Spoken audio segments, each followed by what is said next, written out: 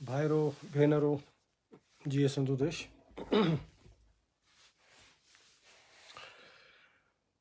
उमेद है सॼी सिंध ऐं सिंध वारा ख़ुशि हूंदा।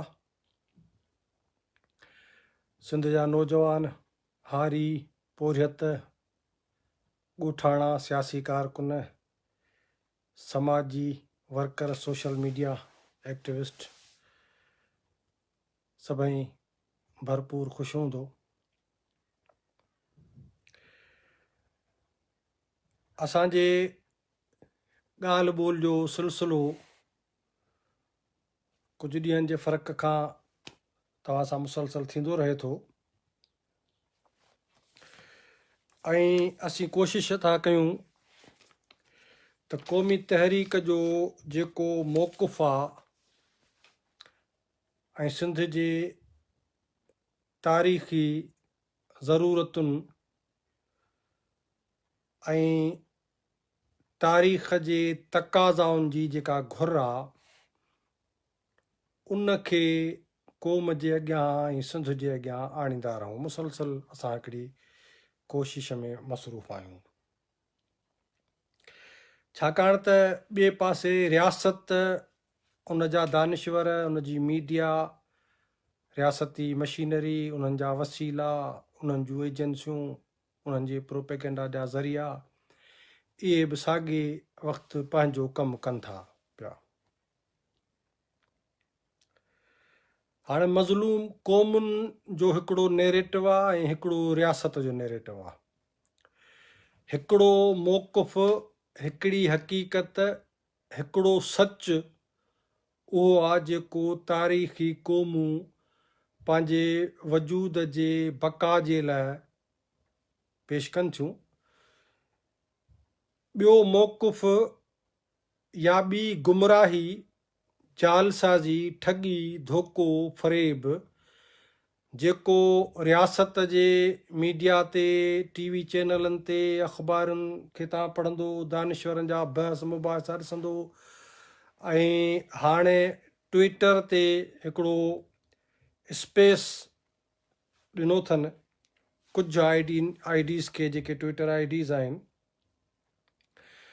उन में बि हिकिड़ा बहस मुबाहिसा थियनि था। मां कुझु ॾींहंनि खां वठी उहे ॿुधां थो, उन्हनि में छा फ़र्क़ु आहे उहो मां पंहिंजे क़ौम ऐं क़ौमी दानिश्वरनि, नौजवाननि, सहाफ़ियुनि जे अॻियां रखंदुसि।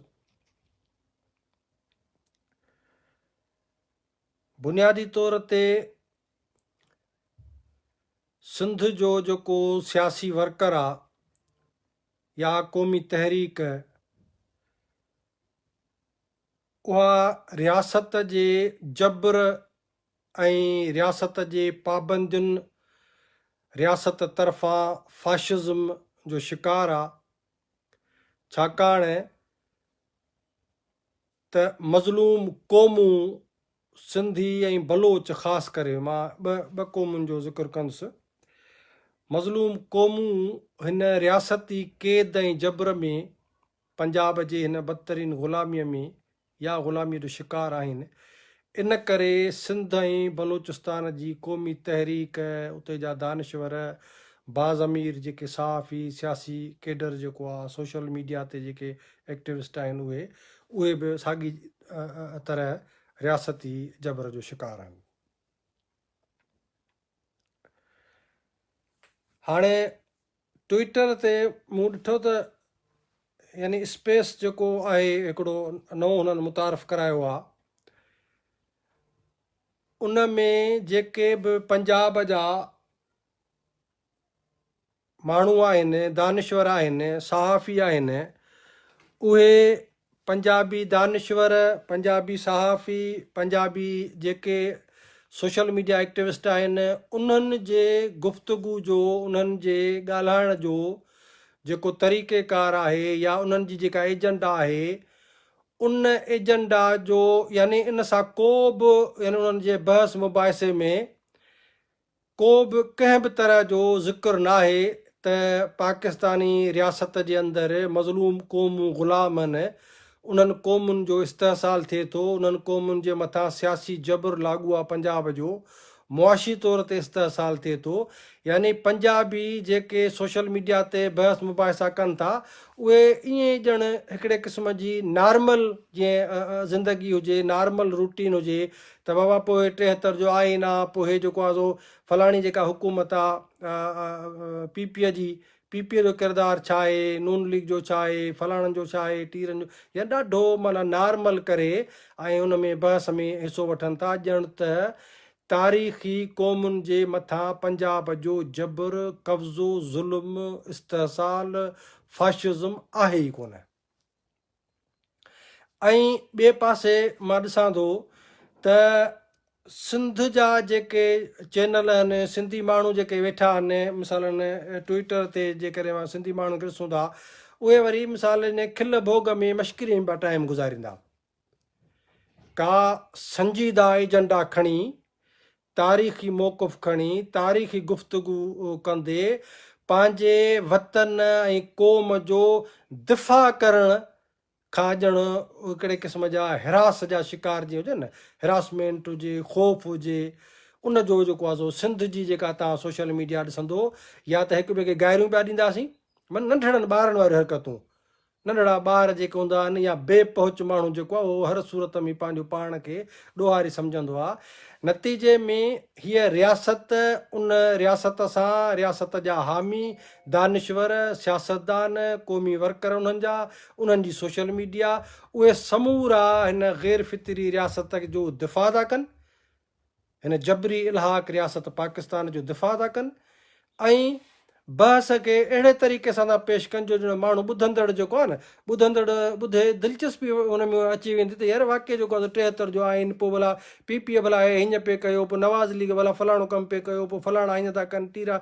यानी बुनियादी तरह असां खां उहा सोच खसी थी वञे, सोचण जा उहे पैमाना ऐं मयार खसिया था वञनि त बाबा सिंध जे क़ौमी वसीलनि ते, दौलत ते पंजाब जो धाड़ो आहे, कब्ज़ो आहे। इहा ॻाल्हि उन्हनि पंजाबी या जेके पंजाब जा दानिश्वर सोशल मीडिया एक्टिव उन्हनि जी बहस में आहे ई कोन। उहो पंहिंजो हक़ था सम्झनि। सिंध ते कब्ज़ो आहे, इहो पंजाब जो माण्हू पंहिंजो हक़ थो सम्झे न, बाबा कब्ज़ो कयो अथऊं, आहे कब्ज़ो असांजो। असांजा वसीला सिंध जी दौलत आबादीअ जे बुनियाद ते पंजाब खे तक़सीम था कनि, उहो सम्झनि था उहो बि असांजो हक़ आहे। सिंध जा वसीला 80% पाकिस्तान जी फ़ौज पंजाब सां तालुक़ु रखे थी, उन पंजाबी फ़ौज जो 80% पंजाबी ऐं 70-80% ख़र्चु असांजो, उनखे उहो पंहिंजो हक़ था सम्झनि। रियासत हले थी, रियासत जा वज़ीर, मुशीर, रियासत जो कारोबार जेको कुझु हले थो सॼी दुनिया में, सफ़ीर हिननि जेको मुक़ररु कया आहिनि जेके टोटल पंजाबी आहिनि, उन्हनि समूरनि वफ़ाक़ जे ख़र्च जो 70% जेको आहे उहो बि सिंध जो, उनखे बि उहो पंहिंजो हक़ था सम्झनि। यानी इन ते डिबेट आहे ई कान। पंजाब वटि इहो बहस मुबाहिसो आहे ई कोन त बाबा सिंध जे वसीलनि खे असीं कीअं पिया फुरियूं लुटियूं, ज़ाहिर आहे उहो कोन कंदा। रियासती चैनल जेके आहिनि, 92 चैनल जेको आहे हिननि जो, उहो उथी जे करे चवे त सिंध जे वसीलनि खे जेको सो फुरे, पंजाब खे आबादीअ जे बुनियाद ते ॾिनो थो वञे, हाणे उहो छो चवंदो? रियासती इदारा छो चवंदा, रियासत जी मीडिया छो चवंदी? पर अफ़सोसनाक सूरत हाल इहा आहे त सिंधी सोशल मीडिया ते अचनि ऐं इन सॼे माजराउनि खां, मामलनि खां लाताल हुजनि, हिक ॿिए खे गाइरियूं पिया ॾींदा, भोग पिया कंदा। मां ॿुधायां थो ट्विटर ते कल्ह खां मां ॾिसां पियो त पंजाब जे माण्हू जो बहस मुबाहिसो छा आहे, ऐं सिंधी तव्हां खोलींदो न तव्हांखे मश्करी पिया कंदा हुते, ॼण कुझु आहे। यानी ग़ुलामीअ ऐं ज़िलत जी इंतिहा आहे, बावजूदि इन जे उते ॾंद पिया कढंदा, मश्करी पिया कंदा, उते जेको आहे सो भोग पिया कंदा, ॼण कुझु थियो ई कोन्हे असां सां। केॾी हिकिड़ी अफ़सोसनाक सूरत हाल आहे। मां थो चवां त क़ौमूं जेके आहिनि, क़ौमूं दुनिया में जेके बि क़ौमूं ज़ाहिर ग़ुलाम बि रहियूं, माज़ीअ में असां सिंधी क़ौम बि ग़ुलाम रही आहे, पर माज़ीअ जा जेके किरदार आहिनि, दरिया ख़ान सिंध जे ग़ुलामीअ ते काह करे ईंदड़ जेके अरगूननि तुर्खाननि सां दरिया ख़ान जेका यानी जंग कई, जेके चोटूं खाधियूं, उहे दरिया ख़ान हाणे सिंध किथे थी ॼणे? सोशल मीडिया ते त हिकिड़ो बि कोन्हे को। बाबा वेतनाम, मां मिसाल थो तव्हांखे ॾियां, ग़ुलाम थियणु का क़ौम ग़ुलाम थी वञे वरी आज़ाद, उहो मसइलो कोन्हे को। सवाल आहे ग़ुलामीअ खे क़बूल करे, मुंहुं हेठि करे, गोॾनि में कंधु ॾेई ग़ुलामीअ ते आमना सदकना चई वेही था रहो, इन खां वधीक का ज़िलत ॿी थी नथी सघे। धारियो या साम्राज्य ताक़तवर आहे, मसलन वियतनाम जे अंदरि दुनिया जी सुपर पावर ताक़त वञे त ॼमाए पंहिंजा पेरनि ॼमाए, कब्ज़ो वञी कई न। ॿेड़ा जेके आहिनि उहे बि उनजा जेके हवाई जहाज़, जंगी जहाज़, हेलीकॉप्टर, तरह तरह जा हथियार, पैदल फ़ौज जेका हुननि जे ॻोठनि में, जंगनि में, शहरनि में, पहाड़नि ते, मैदाननि ते, यानी तहस नहस करे छॾियऊं वियतनाम खे। चवंदा त हिकु हिकु फुट हम चौरस जेको आहे उते अलाए केतिरा टन बारूद जा वज़नी जेके आहिनि उन्हनि किराया। पर एॾियूं चोटूं खाधियूं वियतनामिन, एॾी मार ॾिनऊं अमेरिका खे, जो उतां अमेरिका सुपर पावर वियतनाम मां निकितो, ॾहाकनि जा ॾहाका पोइ उहे जेके अमेरिकी फ़ौजी आहे से नफ़्सियाती बीमारियुनि में वठिजी हलिया, छिरक भरे रड़ियूं करे राति जो जेके उथंदा हुआ। वेटकांगनि जी जेको आहे जंगी जेका हुननि सां जेके चोटूं खाधियूं, उन्हनि में एॾो त ख़ौफ़, एॾो त हिरास जेको आहे सो दुनिया जे सुपर पावर अमेरिका जे फ़ौजनि में हुननि विधो, जो हुननि जा माण्हू बीमार लॻा पिया। यानी जेॾो ख़र्चु हुननि वियतनाम जी जंग जे दौरान अमेरिका कयो, उन खां ॿीणो ख़र्चु पंहिंजे उन्हनि सिपाहियुनि की जे यानी बीमारियुनि मां, नफ़्सियाती बीमारियुनि मां कढण लाइ हुनखे करिणो पइजी वियो। हाणे हिसाबु कयो, ग़ुलाम हुई क़ौम, पर अॼु बि फिल्मूं ठहनि थियूं वियतनाम ते, अॼु बि अमेरिका जा जेके उहे जेके फ़ौजी रिटायर आहिनि या जेके उहे लिखनि था, उन क़ौम जी अज़मत था लिखनि त ग़ुलाम त असां उन्हनि खे कयो आज जी तरह, पर मुड़ुस खां मुक़ाबिलो अहिड़ो कयूं जो असांखे ॾंदे आङुरियूं अची वेंदियूं। अफ़गानिस्तान जी सूरत हाल तव्हां ॾिसो, हालांकि मज़हबी उते जेको आहे सो रुझान आहे, असीं हिकिड़े तरक़ी पसंदि या नेशनलिस्ट ख़्याल जा आहियूं, पर बावजूदि इन जे अफ़गान क़ौम भली ग़ुलाम थी वई हाली। इहो चवंदा आहिनि अफ़गानिस्तान, अफ़गानी चवंदा आहिनि त भाई हमें अफ़गानियों को कोई ग़ुलाम हो गए, लेकिन आज़ादीअ जे लाइ धारियनि फ़ौज जे ख़िलाफ़ु, धारे कब्ज़े जे ख़िलाफ़ु इहे जॾहिं अफ़गानी क़ौम विढ़ी, त उहा रूसियुनि खे बि ख़बर आहे, नेटो वारनि खे बि ख़बर आहे त हिकिड़ी क़ौम जॾहिं धारे कब्ज़े जे ख़िलाफ़ु विढ़े थी त केॾी बहादुरी सां, बेबाकीअ सां उहे माण्हू विढ़नि था। तंहिंजे करे ग़ुलाम थी वञणु वक़्ती तरह का गार कान्हे। ग़ुलामीअ ते कंधु झुकाए वेहण ऐं आज़ादीअ जे लाइ अखर बि न कुछणु, इहा ॻाल्हि आहे जेका ज़िलत जे हुन खूह में कंहिं बि क़ौम खे, क़ौम जे इज़त ऐं वक़ार खे उछले थी विझे। तंहिंजे करे ॾुखु थींदो आहे, सोशल मीडिया ते मां हे सिलसिलो शुरू कयो त बाबा क़ौम जा बाशऊर माण्हू, नौजवान सवाल कनि, यानी मां लाइव अचां थो, ईअं न माना उहो कखु सिंघी वञे या बघड़ अची वञे के रिढुनि जे धण में, ईअं ख़ामोशी थी वञे, सवाल ई कोन था, ॾकणी वठी थी हले माण्हुनि खे, वञु बणाया पुट, केरु बि सवाल कंदो, वञु बणा, बचा ॿेर ते चढ़ी वेंदा हलिया। असीं पंहिंजे सियासी वर्करनि खां, अॻुवाणनि खां सवाल करण जी बि तौफ़ीक़ नथा रखूं जेकॾहिं, त पोइ तव्हां यादि कयो, थोरो सोचो त वियतनामिन छा पियो कयो, अफ़गानी छा पिया कनि, या दुनिया में जिते बि इनकलाब आया आहिनि, इनकलाबी क़ौमूं थींदियूं आहिनि, क़ौमूं को माण्हुनि जो को मजमूई को हुजूम थोरी थींदो आहे, माना तव्हां ठका कढंदो, हिरासती वेंदा, या चे घोड़ा सुर थो वञे, साह थो वञे। क़ौमुनि जा पंहिंजा वक़ार थींदा आहिनि। दरिया ख़ान ते फ़ख़ुरु कंदासीं, बाक़ी हिते मौजूदा ग़ुलामीअ ख़िलाफ़ु अखर बि न ॻाल्हाईंदासीं। हेमू कालाणी जी वरसी कबी, सलामी पेश कबी, पर अॼु जी ग़ुलामी त अखर न बाबा, इहो जेको आहे ख़बर आहे फलाणी पार्टी आहे पाबंदी पियल आहे, अॻुवाण बड़ा मरी वेंदासीं लिया। शहीद पीर साईं पागारे जे उन जदोजहद खे सलाम कंदासीं, यादि कंदासीं, पर सिंध पंजाब वटि ग़ुलाम आहिनि हिते चुप बाबा, हथ चौधारी हथ ॾेई छॾियो। इहो रवैयो, इहा नफ़्सियात, इहो ख़ौफ़, इहो रोज़ जो मरण भला छाजे लाइ? हिकिड़ो दफ़ो मरे माण्हू।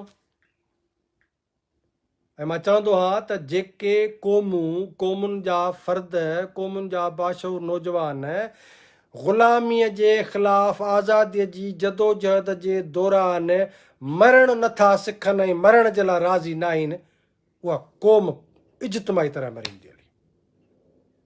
जिन क़ौमुनि दुश्मन सां मुहाॾो अटकायो, दुश्मन सां विढ़िया, दुश्मन जे ख़िलाफ़ मज़ाहमत कयूं ऐं ग़ुलामीअ सां नफ़रत कयूं, उन्हनि जे आबादीअ जो हिकिड़ो हिसो मरंदो, पर क़ौम बची वेंदी आहे। बाबा असां वटि मिसाल आहे न, बंगाल जो मिसाल तव्हांखे ॾियां।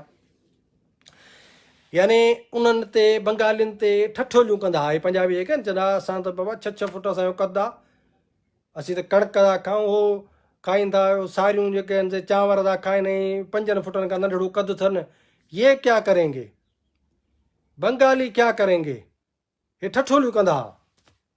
पर जॾहिं बंगाली क़ौम पंहिंजे क़ौमी वक़ार ऐं अज़मत जो इज़हार कयो त हिननि जा 90,000 हिननि जूं पतलूनूं लारायूं वयूं, पेंटूं हिननि जूं लारायूं वयूं, हथियार फिटी कयूं, रस्म, यानी हथियार फिटी करण जी रस्म हिननि खां अदा कराई वई। ड्रामो पे भरियो ॼणो त फिल्म भरबी आहे न, कतार ठाहे बीह रहिया, 6-6 फुट 7-7 फुट हिननि जवाननि जा कद पंजाबियुनि जा, ऐं उहो 4 फुट 4.5 फुट वारा बंगाली जा वेठा आहिनि, जेको आहे हिनखे अहिड़ो खुथल क़िस्म जा हथियार वीचारनि वटि, हीअं कयो बंदूकूं जेके खयूं वेठा आहिनि, हथियार फिटी कयो, हथियार फिटी कयूं। यानी क़ौम जॾहिं आज़ादीअ जे लाइ इज्तमाही जेको शऊर आहे हुनजो न, उन सां जॾहिं सलाहजंदी, डप मां, लालच मां, ख़ौफ़ मां निकिरे, हाणे यानी चूं चूं का मुरबा सूरत हाल, सिंध जी सूरत हाल, सिंध जे क़ौमी तहरीक जी सूरत हाल। अॼु शायदि मूं बयानु पढ़ियो आहे हिननि जो वज़ीर ख़ारिजा जेको आहे पंजाब जो, आहे त पंहिंजे मिज़ाज में चवंदा त खंड जो कारखानो पाण सां गॾु खणी घुमंदो आहे। अॼु स्टेटमेंट हुनजी मूं सोशल मीडिया ते किथे ॾिठी आहे, जेका इंतिहाई ॻणतीअ जोगी आहे, त हुनजो चवणु आहे त सिंध जी क़ौमी तहरीक मज़ीद ग्रुपनि ऐं गिरोहनि में ऐं इंतिशार जो शिकार थींदी।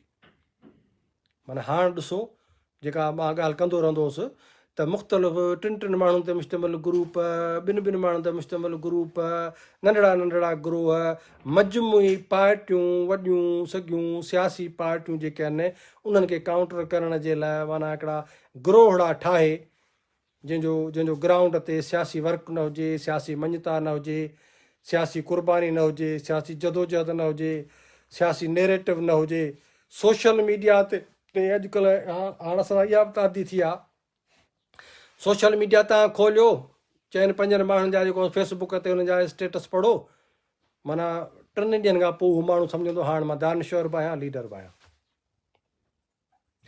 अमली तौर ते ॿाहिरि या सिंध में यानी हिकिड़ी क़ौमी तहरीक, क़ौमी पार्टियूं थियूं थियनि। ॿियो मां अॻु में बि हिन ते गुज़ारिश कई, हर मां तनक़ीद न बि कंदो आहियां, पर हू चवंदा आहिनि कंहिंजा घोड़ा कंहिंजूं शर्तूं, या गेबाणा घोड़ा ऐं जेको सुवार जेके मिसाल ॾींदा आहिनि सिंध में। हाणे इहो इंतिशारी जेका सूरत हाल आहे, इहा इंतिशारी सूरत हाल इन करे आहे त क़ौमी तहरीक यकमुश्त थी कंहिं क़यादत जे अंडर में कमु न करे, छाकाणि त पंजाब खे ख़बर आहे त क़ौमी तहरीक में जॾहिं को शेख मुजीब पैदा थी पियो त पोइ बाक़ी हिन पाकिस्तान खे केरु कोन बचाए सघंदो। दुनिया में वियतनाम में इनकलाब आयो, होचीमन हो न, पर 15-20 छोटा मोटा होचीमन ॿिया बि तयारु कंदा त वियतनामी पाण में मुंझी पवंदा, त ॻाल्हि लॻूं कंहिंजे पोयां। हाणे सिंध में कुझु माण्हू अब आहे लापता आहिनि, हे ईअं आहिनि, को समाजी ग्रुप आहे, का सियासी तंज़ीम बि ठहे, टिनि ॼणनि ते मुश्तमिल माना। ऐं मूं वटि हिकिड़ो मां मिसाल ॾींदो आहियां त यानी पराई जदोजहद वण वेड़ी हूंदी आहे न, उहा वण वेड़ी खे पंहिंजी चवंदा पहाड़ न हूंदी आहे, ॿिए वण ते चढ़ी उनखे बि खाईंदी आहे माना।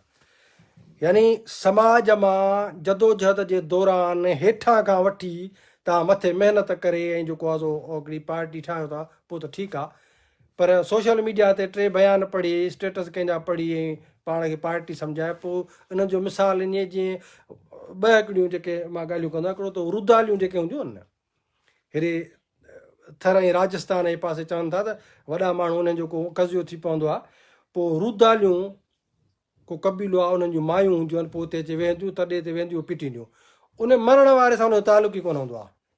हुनखे ॿ रुपया मिलंदा आहिनि, चवंदा भाउ जेको आहे सो, पोइ हुनखे इहा ख़बर न हूंदी आहे त भई जेको मरी वियो, इहो माई हो, मर्द हो, ॿार हो, वॾो हो, जवान हो, पोड़ो हो, बसि हुनखे मिलंदा आहिनि। हाणे उहो रुदालियुनि वांगुरु बाबा हे लापता फलाणा, उन्हनि सां तव्हांजो तालुक ई न हुजे भली।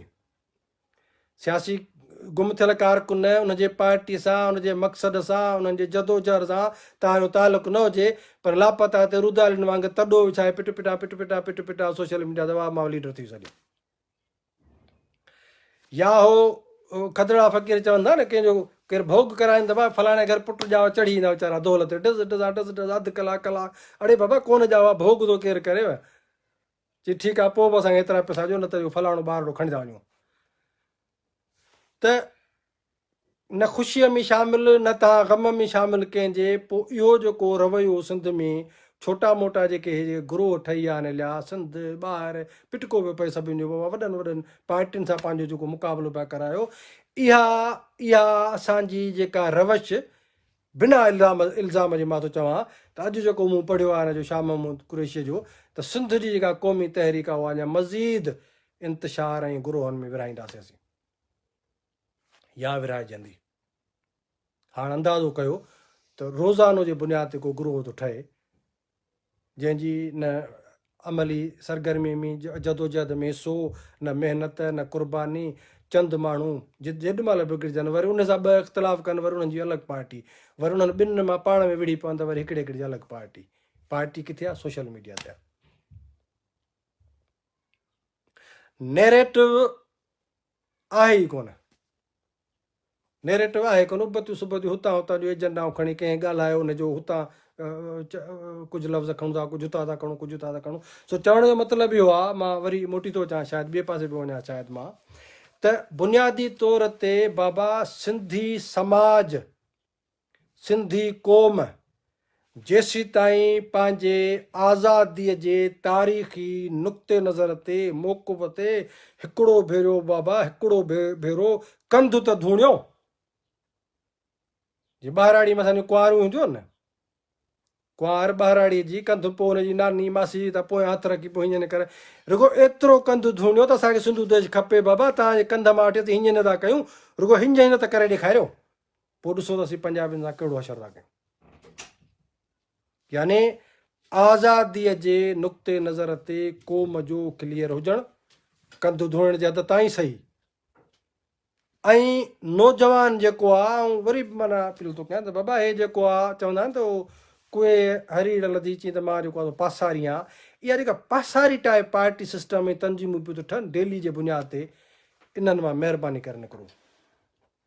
ॿियो, सोशल मीडिया वॾो महाज़ आहे असांजो ॼण त। हाणे अमली जदोजहदुनि जा जेके न उहो पैमाने मटिजी विया आहिनि हलिया। सोशल मीडिया ते अकाउंट ठाहे सभु को पंहिंजो क़ौमी फ़र्ज़ु ते अदा थो करे।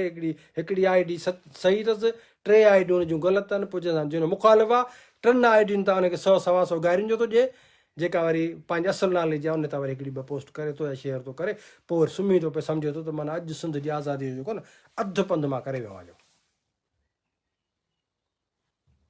नतीजे में इन गिरोही नफ़्सियात जे करे तंज़ीमूं स्ट्रांग कोन थियूं थियनि, जदोजहदूं ग्राउंड ते सियासी स्ट्रांग कोन थियूं थियनि, सियासी पार्टियुनि ते पाबंदीअ जे करे वरी गिरोह ठहनि था ॿिया, उहे वरी सिधो अणसिधो ॼण वरी सियासी पार्टियूं पियूं त हुन सां काउंटर थियनि। ऐं हू ॻाल्हि अलॻि आहे वरी त रियासत जे ख़िलाफ़ु आज़ादीअ जे हक़ में हुजूं ऐं घर घाट में रहूं पिया, घुमूं फिरूं पिया, फ़ोन नंबर माशाल्लाह, एड्रेसूं बेड्रेसूं सभु कुझु अथऊं, इहो वरी भोग अञा अलॻि सां असीं क़ौम था कयूं। ऐं नथो तनक़ीद कंहिं ते कयां, त चवां त संजीदगीअ सां रुॻो सोचिजे त जंहिं दुश्मन बंगाल जा 30 लख माण्हू मारे विधा, शहीद कया, उहो असांजे सिंध में घणनि क़ौम परस्तनि खे सिंधु देश ठाहिण जे लाइ माना चाबी भरे छॾी आहे। घुमंदा था वठूं, गाॾी बि आहे, घर जी एड्रेस बि आहे, मोबाइल नंबर बि आहे, ऐं सिंधु देश पको ठाहींदासीं, माना फिरंदा था वठनि। ॿिया आहिनि जिन जी बेख निकिरी आहे, लिकी लिकी लिकी हुत था लिखूं, हुत था लिखूं, जेको हथ थो अचे तंहिंखे मारीनि था, कंहिंखे लापता था कनि, कंहिंखे माना हिकिड़ी जीअं सिंध अहिड़ी आहे जेका ज़ाहिर थोरी थिए थी त खजी थी वञे, उनजा थड़ा पटे छा अथनि, पाबंदियूं, प्रोपेगेंडाऊं, हे हो। ॿी जीअं सिंध अहिड़ी फस्ट क्लास आहे जो माना न सॼण खे आसिरो, न दुश्मन खे भउ, छा चवंदा आहिनि। सो इन करे बुनियादी तौर ते मां अॼु ॻाल्हायां पियो पंहिंजे माण्हुनि सां, ॻोठाणा ॿाहिरि वारा जेके वेठा आहिनि, जेके सियासी कारकुन ऐं सिंध जो हारी पोरियत सहाफ़ी, असां वटि सिंधी समाज जी जेका माजरा आहे, मुसीबत आहे, उन मुसीबत खे हीअं जेकॾहिं मां आङुरियुनि ते थो ॻणियां, टिप्स में 4-5 मुसीबतूं तव्हांजे अॻियां रखां, ऐं पोइ असां ॾिसूं त असांजो उन्हनि ॾांहुं रवैयो छा आहे, ऐं उन कब्ज़े ग़ुलामीअ ख़िलाफ़ु जदोजहद कंदड़ जेके पार्टियूं आहिनि, उन्हनि पार्टियुनि ॾांहुं असांजो रवैयो छा आहे। जेकर इहो तव्हांजे अॻियां मां रखां त ॻाल्हि सम्झ में तव्हांखे अची वेंदी। हाणे जीअं मूं चयो न, सोशल मीडिया ते भोग कंदा, हींअर मां तव्हांखे चवां थो ट्विटर अकाउंट कंहिंजो आहे न, उन ट्विटर अकाउंट ते तव्हां वेंदो, हे जेके स्पेस में ग्रोह ठाहे वेठा आहिनि, उन में पंजाबियुनि खे गौर सां ॿुधो, हे मां पैगाम थो ॾियां सिंध जे नौजवाननि खे, बाबा तव्हां इन कयो, सियासी वर्कर जंहिं बि पार्टी जा आहियो या सोशल मीडिया ते जेके एक्टिविस्ट आहियो, तव्हां ट्विटर अकाउंट ते वञो, स्पेस में ग्रोहनि में 100 माण्हू, 50 माण्हू, 30 माण्हू मुख़्तलिफ़, उन में पंजाबियुनि जो बहस एॾा मतिलबु ज़बरदस्त मोतबर जो वेठा आहिनि त ये हो रहा है, वो छोटियूं छोटियूं ॻाल्हियूं पिया कंदा। हिकिड़े पंजाबीअ चयो, हाणे ॾिसो किथे था माना नफ़्सियाती हरबा केतिरा अची, मैं गया सिंध में दौरा करने, खिपरो या माना उमरकोट जूं उते वियुसि त रोड जेको आहे सिंध जो टुटो पियो हो। सो हिकिड़ो सिंधी जेको पढ़ियलु हो वीचारो, अलाए हुनखे सम्झ में अचे पियो पंजाबी अची, तव्हां यार पंजाबी जेको हीअं था कयो असांजो रोड, त मूं हुनखे चयो बाबा हे हिन लाइ ज़िम्मेवार त जेको आहे बिलावल भुट्टो आहे न, पीपल्स पार्टी आहे उहा हुकूमत जे करे, उनको आप बोले पीपी को, ये तो बिलावल का मामला है कि सिंध में उमरकोट में रोड भी नहीं बना के देते हैं तुम लोगों को। ॾाढो माना पंजाबी वो मतलब इतना एतमाद के साथ उसको कह रहा है कि भैया हमारा तो कुछ नहीं है, ये तो आपकी हुकूमत है सिंध में, पीपी की ये है वो है, तुम जिम्मेवार हो, क्योंकि पाकिस्तान की वजह से पाकिस्तान सिंध की कौमी दौलत और पैदावार, वफाक को जो सिंध हिस्सा देता है वो कितना है, 70 to 73%, और सिंध अपना जो जितना कमाता है उस कमाई का 86% तुम वफाक के नाम पर ले जाते हो, पंजाब को आबादी के बुनियाद पर देते हो, फौज तुम्हारी उस पर पलती है, वफाक तुम्हारा उस पर पलता है, यानी सिंध की अपनी कमाई दौलत का उसको रिटर्न में 14% देते हो। फिर रोड बनना नहीं बनेगा तो बिलावल क्यों जिम्मेदार है, रियासत जिम्मेदार है, ये पाकिस्तान जिम्मेदार है कि पाकिस्तान की वजह से आज सिंध की डेमोग्राफी क्या है,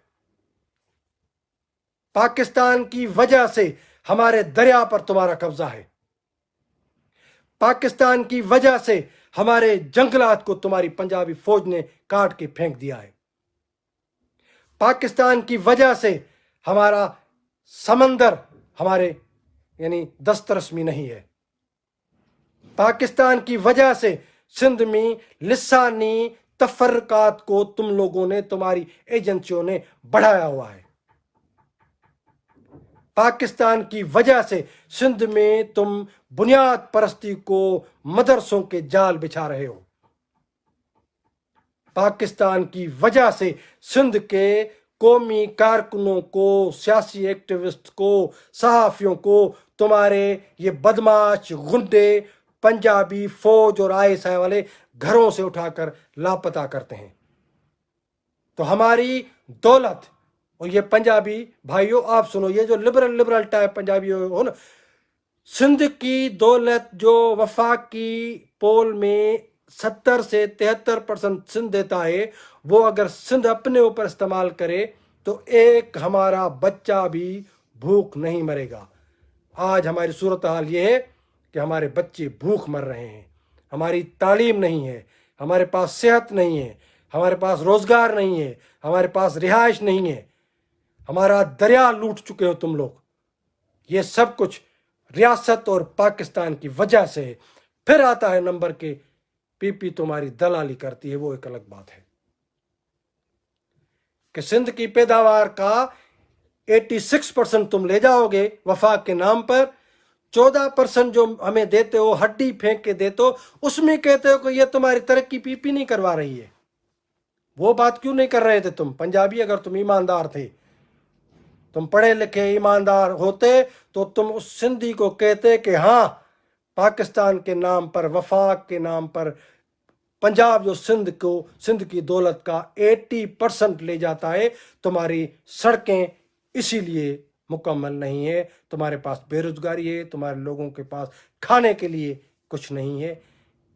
لیکن بڑے آرام کے ساتھ ڈاڈو منہ جی پکائی بے حیائی سان ہن جا تاں بحث مباحثہ ॾिसो پنجابی جا، بھئی یہ کر دیا نا، اس نے یہ کر دیا، پی پی نے یہ کر دیا، نواز یہ ہوتا کرتا، فلاں یہ ہوتا، ٹیر ہوتا۔ بابا اسان جی دولت پنجاب کھیو تھو وञे، ऐं پنجاب کھڑے تھو چھاجے کرے؟ ان کرے त پنجاب وٽ فوج آ، فوجی بندوق جے زور تے پنجاب سندھ جے مٿاں قابض آ۔ ان کرے تव्हां ॾिसंदो न हाणे سوشل میڈیا تے रे بابا فوج जे خلاف न ॻाल्हाइजो، فوج जे خلاف ॻाल्हाईंदो त जुर्म आहे، बणाए 2 साल 5 साल टीप आहे، 5 लख ॾंड अथव मथां। चुप चुप चुप चुप फौज ते न ॻाल्हाइजो, छाकाणि त फौज पंजाब जी फाशिस्ट आहे، ज़ालिम आहे، कातिल आहे، सफ़ाक आहे، सिंध जे बचनि खे घरनि मां खणी मारींदड़ पंजाबी फौज आहे। बलोचनि जे मथां वहशत ऐं बर्बरियत नाफ़िज़ लॻी पई आहे। केरु थो करे? पंजाबी फौज पई करे। इन करे पंजाब इहो कानून थो पास करे त जेको बलोचनि जो क़त्ल आम थिए पियो, पंजाबी फौज जेको बलोचनि खे ॻोल्हे ॻोल्हे पई मारे, उन फौज यानी उन ज़ालिम खे ज़ालिम न चइजो। हे यज़ीद जो लश्कर आहे पंजाब जी फौज। इन करे पंजाब ने ख़बर आहे त फौजनि जी जेकॾहिं इज़त घटाईंदासीं त कब्ज़ो जेको आहे सो घटिजी वेंदो, मज़लूम क़ौमूं उथंदियूं, फौजुनि खे पादर हणंदियूं।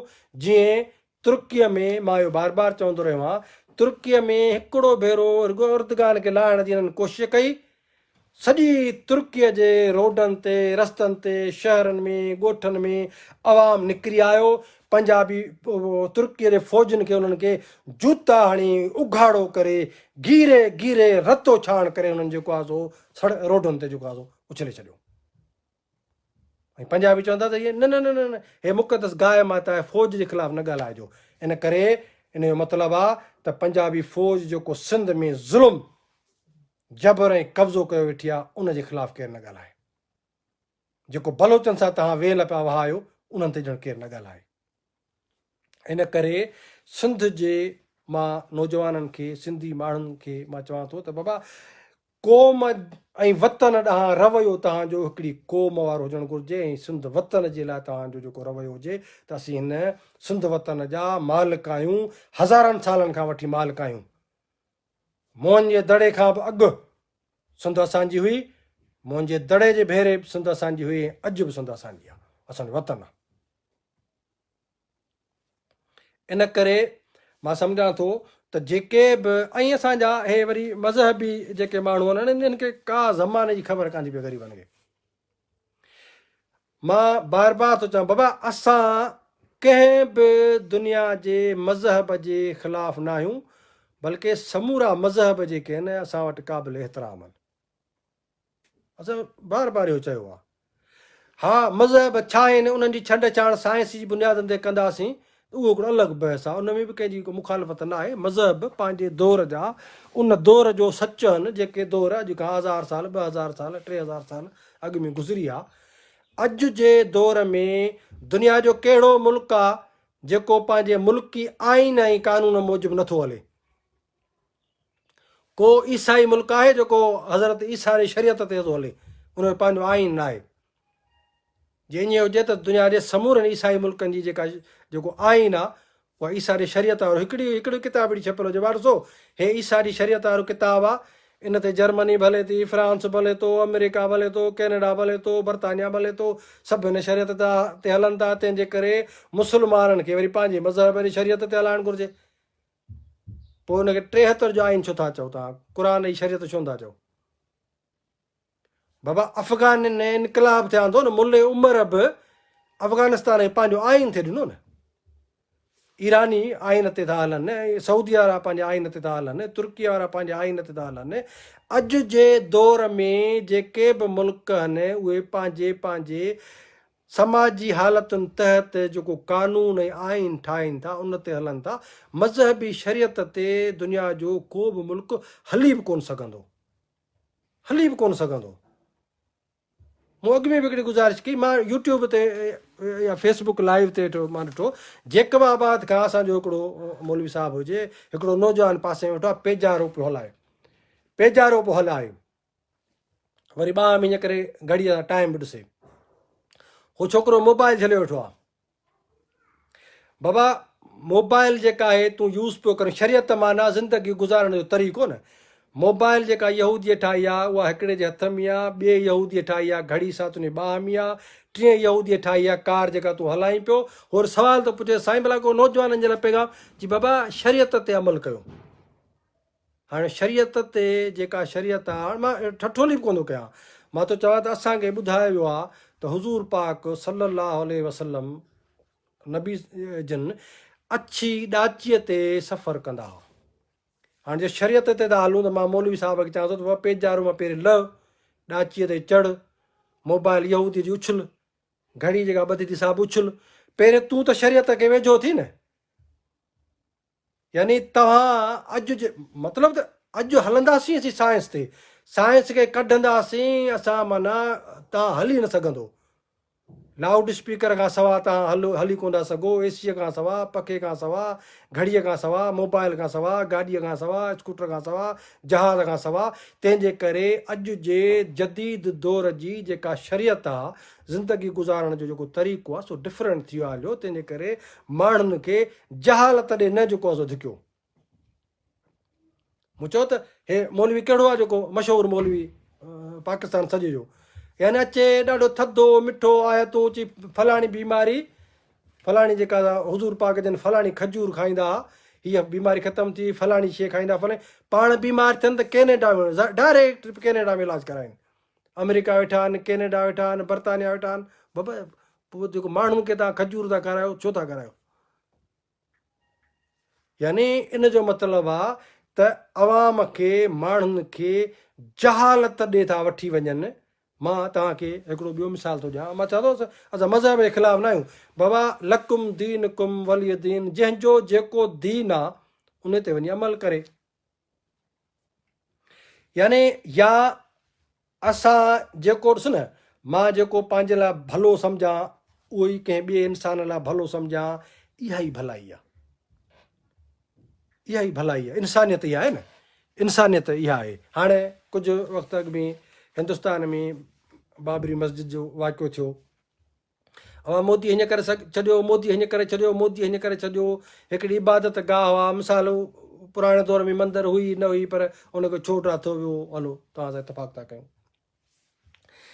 पर उहे साॻाई मुस्लमान इन ॻाल्हि ते हिकिड़े मुस्लमान खे, इहो मां नथो कयां त को शर्म आया कंहिंजो कढां, पर हिकिड़े मुस्लमान में इहा तौफ़ीक़ नथी थिए, एतिरी ईमानदारी न आहे जेको फ़ख्रिया तौर ते चए थींदा सुल्तान सलाहुद्दीन अयूबी 17 काहूं करे सोमनाथ जो मंदरु ने आख़िर ड्राथई वञे। बाबा 17 काहूं करे हिकिड़े इबादत गाह हिंदुनि जी ड्राहियो था, इन ते करिणो अथव फ़ख्रु। वरी का मस्जिद को हिंदू ड्राहे थो त इन ते पिटणो थो त इहे ज़ुल्म पियो थिए। तंहिंजे करे इहो जेको ॿिटो मयार आहे न, इहा मुनाफ़िक़त आहे। मुनाफ़िक़त खां परे थियो, मुनाफ़िक़त इख़्तियार न कयो। मां थो तव्हांखे मिसाल ॾियां, मिस्र इस्लामी मुल्क आहे हिकिड़ो, मुस्लमाननि जो मुल्क आहे माना हिकिड़ो। मिस्री जेके अहराम आहिनि उन्हनि में फिरोननि जूं मम्मियूं उहो लधियूं अथनि। हाणे हे सिंध जा मौलवी ॿुधनि, जेको मज़हबी माण्हू जेके सिंध जा न, मां उन्हनि खे थो ॿुधां, तव्हां जेको ॿुधो त मुस्लमान, तव्हां अलाए अजीब क़िस्म जा मुस्लमान हो, पर मिस्र उहो मुल्क जिते इस्लामी दुनिया जी वॾे में वॾी जेका इस्लामी यूनिवर्सिटी आहे, अल अज़हर यूनिवर्सिटी, उहा मिस्र में आहे, काहिरा में आहे, शायदि काहिरा आहे या को ॿियो, पर बहरहाल मिस्र में आहे, जिते समूरनि फ़िरक़नि जा वॾा वॾा जेके चीदा चीदा जेके वॾा वॾा उलमा आहिनि उहे उते आहिनि, उहो इल्मु ॾियनि था माना इस्लाम जी तारीख़, इस्लाम जे मुतालिक़। यानी जेका अंग्रेज़नि फिल्म ठाही मैसेंजर हुज़ूर पाक ते, तव्हां ॾिसिजो उहा मैसेंजर फिल्म, उन जो जेको स्क्रिप्ट लिखियो वियो उहो आख़िर में अल अज़हर यूनिवर्सिटीअ जे वॾनि वॾनि उलमानि खां जेको आहे सो पास कराए वियो त बाबा हीअ असां फिल्म पिया ठाहियूं, उन में हुज़ूर साईं खे ॾेखारियो कोन्ह अथनि, उनजी ॾाची ॾेखारी अथनि या ॿिया किरदार ॾेखारिया अथनि, पर हे जेको मवाद आहे, जेका तारीख़ आहे, इहा इस्लाम जे मुताबिक़ आहे या न, उहा उन्हनि वॾनि वॾनि आलमनि, अल अज़हर यूनिवर्सिटी जे आलमनि पास कई, पोइ अंग्रेज़नि उन ते फिल्म ठाही। ख़ैर हिनखे छॾियूं था। मिस्र में जेके फिरोननि जूं मम्मियूं आहिनि, इहो कंहिंखे ख़बर न आहे त फिरोन उहे जिन जी ख़ुदा सां सदाईं जंग कंदा हुआ ऐं हुननि जी दावा ई त असीं पाण ख़ुदा आहियूं।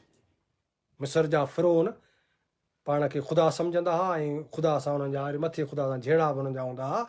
नतीजे में अॼु 3000-4000 साल खां पोइ उहो मुल्क इतफ़ाक़ सां मुस्लमान आहे, पर उन मुस्लमान मुल्क जे मिस्र जे उन्हनि फिरोननि जे मम्मियुनि मां हिकिड़े फिरोन जी स्कैनिंग करणी हुई, उनखे स्कैनिंग जो अंदरां उनखे ॻोल्हिनि पिया जेके सबबु हुनजे मरण जा, उहा मशीन जेका आहे सा फ्रांस वटि हुई। उहो मिस्र जो फिरोन मुस्लमान मुल्क जो, जिते दुनिया जी वॾे में वॾी इस्लामी जेका यूनिवर्सिटी आहे, हे त जेके आहिनि हिननि खे त खंघि जी टोकर आहे, नंढड़े मदरसे में जेको सलातूं ॿ पढ़ी या हली करे निकिरी था पवनि, पर वॾी यूनिवर्सिटी आहे अल अज़हर, उन जा वॾा वॾा आलम उते वेठा आहिनि। मिस्र जी हुकूमत फ्रांस खे चयो त बाबा असांजो जेको फिरोन जी जेका मम्मी जेको लाश आहे, असां उते उन शर्त ते आणींदासीं त इनखे फ्रांस जी हुकूमत मिस्र जे हुकुमरान वारो प्रोटोकॉल ॾींदी, जीअं हीअ असांजो हुकुमरान आहे अॼु जेके जहिड़ा हुकुमरान आहिनि, छाकाणि त हे मिस्र जो हुकुमरान रहियो आहे, इन करे उन वारो प्रोटोकॉल ॾींदो त असां हीअ मम्मी जेका आहे हिन जो लाश जेको आहे उते मोकिलींदासीं, न त न मोकिलींदासीं। नतीजे में फ्रांस जे हुकूमत इहा ॻाल्हि तस्लीम कई। उहो मिस्र जो जेको आहे सो फिरोन जी मम्मी उते लहे थी, 21 तोबुनि जी सलामी ॾियनि था, उनजी सियासी क़यादत, मिलिट्री क़यादत उनखे सलूट था कनि। उनखां पोइ जेका असां मम्मी जेका आहे सा फ्रांस में मोकिलिजी थी वञे। ऐं कंहिं हिकिड़े आलम अल अज़हर जो, हाणे हीअ तव्हां ॿुधो, मौलवी साहिबु ॿुधो, हिकिड़े माण्हूअ ईअं कोन चयो त बाबा हे त काफ़र हो, हे त अलाह जी दावा कंदो, अलाहनि सां सदाईं हिन जहिड़ा कया। जिते मूसा नबीअ खे हिननि डोड़ाए पंहिंजे हुनजा माण्हू मारे, हुनखे तकलीफ़ूं अज़ियतूं ॾेई उहो भॼी वियो वीचारो पंहिंजा माण्हू वठी। अॼु मिस्र जा माण्हू मूसा जे बजाए फिरोन खे पंहिंजो हीरो था सम्झनि, छाकाणि इहा क़ौमी असबियत आहे, इहा क़ौम हूंदी आहे। मज़हब हुनजो कहिड़ो बि, तारीख़ हुनजी कहिड़ी बि आहे, पर हो असांजे क़ौम सां तालुक़ थो रखे। इहो मिस्रियुनि जो त मौक़ो ॿुधायो आहे। तंहिंजे करे असांजो जेको 3000 साल अॻु हुकुमरान रहियो, उन जी लाश खे अॼु बि हुकुमरान था पंहिंजो सम्झनि, ऐं दुनिया सां जॾहिं हू वञे थो, लाश वञे थो, त चवनि था त असांजी लाश खे हुकुमरान जी हैसियत वारो प्रोटोकॉल ॾियो। हाणे मां तव्हां खां थो पुछां त सिंध जा मौलवी, तव्हांजो हीरो, असांजो हीरो, सिंधियुनि जो हीरो मोहम्मद बिन कासिम जेको गासिब लुटेरो जंहिं हमलियावर, उहो आहे या राजा ॾाहिर आहे? हा, सॼी ॻाल्हि खुली वेंदी हली।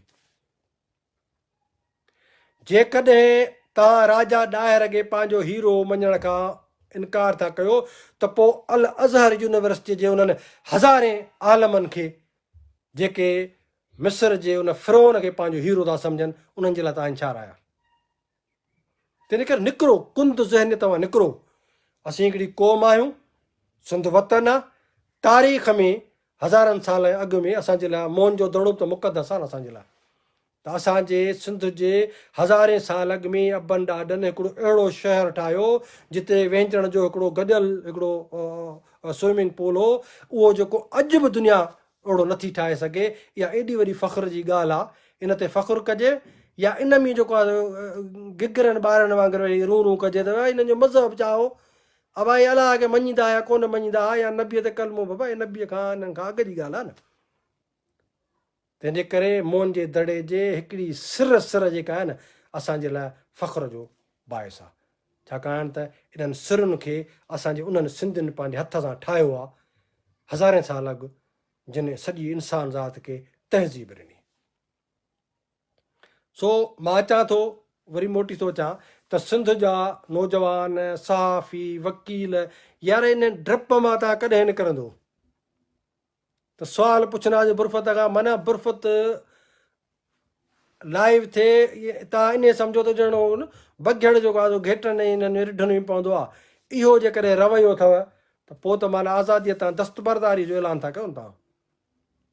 तंहिंजे करे सिंध वतन आहे, आज़ादी असांजो हक़ु आहे। ऐं मां अचां थो त पंजाबी साम्राज्य जो कब्ज़ो, उनजी फ़ौज जी बदमाशी, उनजे ISI जी दहशतगर्दी, सिंध में जागीरदार जेको दलाली जो किरदारु पियो अदा करे, सिंध में नस्ली गुरोह जेके ISI ठाहिया आहिनि, बुनियाद परस्त सिंध में मज़हबी माण्हू ॿिनि क़िस्मनि जा आहिनि।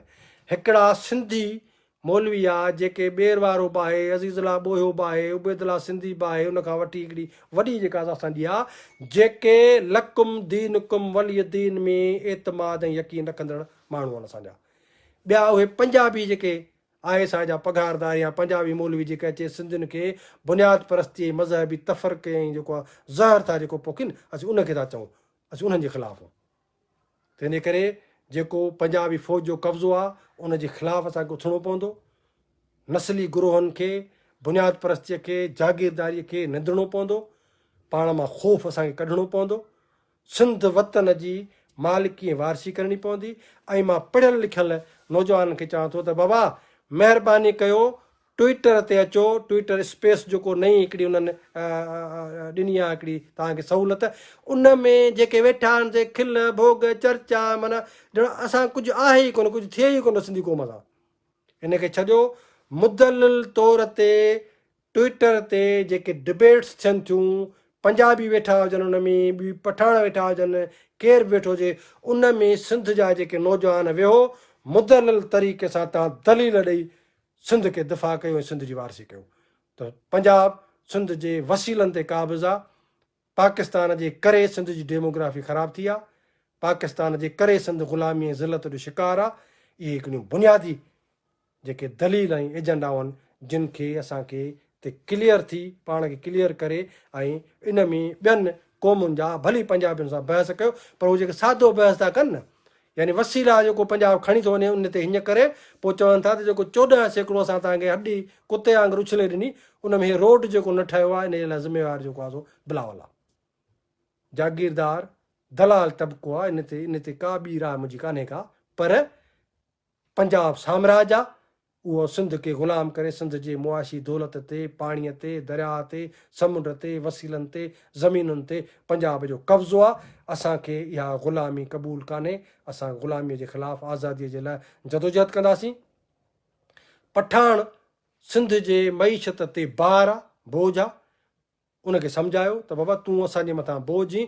ऐं हाणे नंढे वॾे शहर में पठाण या जेके अफ़गानी ऐं सिंधी माण्हुनि जे मथां कुटको लॻाए ॾिनो अथनि, इन जे लाइ बि मां चवां थो त सिंध जे माण्हुनि खे भला हर नंढड़ी नंढड़ी ॻाल्हि सुई सघे समेत सम्झाइबी आहे तव्हांखे।